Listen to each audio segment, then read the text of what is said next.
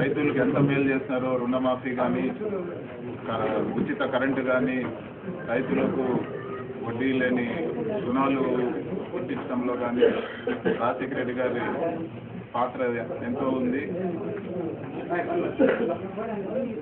జరగబో society ఎన్నికల్లో అదే అభిమానము రైతులందరూ వైఎస్ఆర్ కాంగ్రెస్ అభ్యర్థులపై చూపించి ఖచ్చితంగా వైఎస్ఆర్ కాంగ్రెస్ అభ్యర్థిని అందరూ కలిసికట్టుగా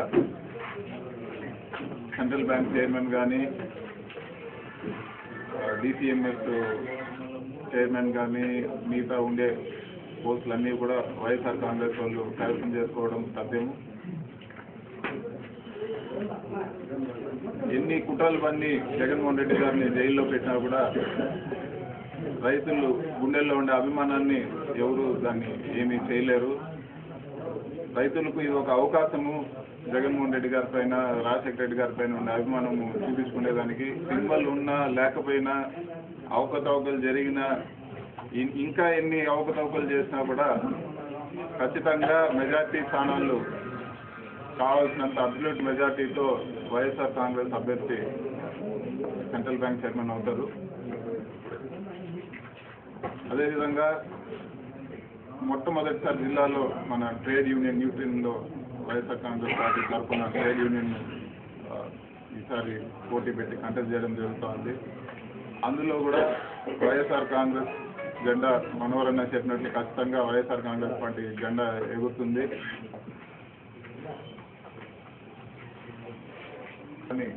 మేము కానీ మా నాన్న ఏం చేసినా కానీ, ఏదైనా కానీ రాజశేఖర రెడ్డి గారి కుటుంబంకి, ముఖ్యంగా జగన్మోహన్ రెడ్డి గారికి, జగన్మోహన్ రెడ్డి గారు అంటే మాకందరికీ ఎనలేని ప్రాణం. ఆయన ఏం చెప్పినా మేము చేసేదానికి సిద్ధంగా ఉంటాము. ఇప్పుడు కాదు, ఎప్పుడుగానే కానీ గర్వంగా చెప్తా ఉన్నాను. మా కుటుంబం అంతా వైఎస్ఆర్ కాంగ్రెస్ పార్టీ కోసం పనిచేస్తూ ఉంది. మా ఫాదర్ కూడా ఈరోజు రాజశేఖర రెడ్డి గారి